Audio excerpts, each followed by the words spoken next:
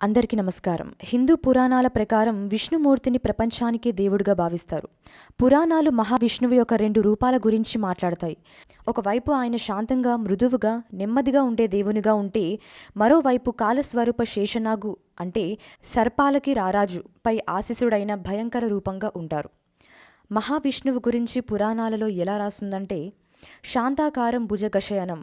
దీని అర్థం శాంతి రూపుడైన విష్ణువు సర్పంపై పడుకొని ఉంటాడని. మొదటిసారి ఈ రూపం చూసిన అందరి మనసులో ఒకటే ప్రశ్న వస్తుంది: సర్పాలకి రారాజైన శేషనాగుపై పడుకొని ఆయన అంత శాంతంగా ఉండగలుగుతారా అని. దానికి సమాధానం ఆయన దేవతా స్వరూపం అవటం వలన అది ఆయనకు సాధ్యపడుతుంది. మహావిష్ణువు శేషనాగుపై పడుకోవడానికి కారణం ఏంటి? మనందరికీ కుటుంబం, సామాజిక మరియు ఆర్థిక బాధ్యతలు, విధులు ఉంటాయి. కానీ ఇవన్నీ నిర్వర్తించడానికి అనేక సమస్యలను దాటుకొని పూర్తి చేయడానికి చాలా శ్రమ పడాల్సి వస్తుంది. ఈ సమస్యలు కాలరూపి శేషనాగులాగా చాలా భయపెట్టే విధంగా ఉండి ఆందోళనను కలిగిస్తాయి.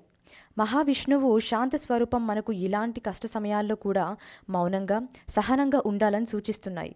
మనసును ప్రశాంతంగా ఉంచుకుంటే సమస్యలను అధిగమించి విజయం సాధించగలం.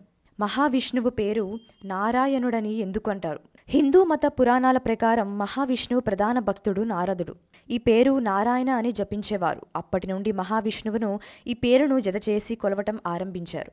ఉదాహరణకి సత్యనారాయణ, అనంతనారాయణ, లక్ష్మీనారాయణ, శేషనారాయణ మరియు ధ్రువనారాయణ వంటివి. చాలామందికి మహావిష్ణువు నారాయణ అని కూడా అంటారని తెలిసినా కొంతమందికి మాత్రమే దాని రహస్యం తెలుసు. ఒక ప్రచారంలో ఉన్న కథ ప్రకారం నీరు మహావిష్ణువు పాదాలలో నుంచి పుట్టింది. గంగా నది పేరు విష్ణు పాదోదకి, విష్ణువు పాదాల నుంచి పుట్టడం వలన వచ్చింది.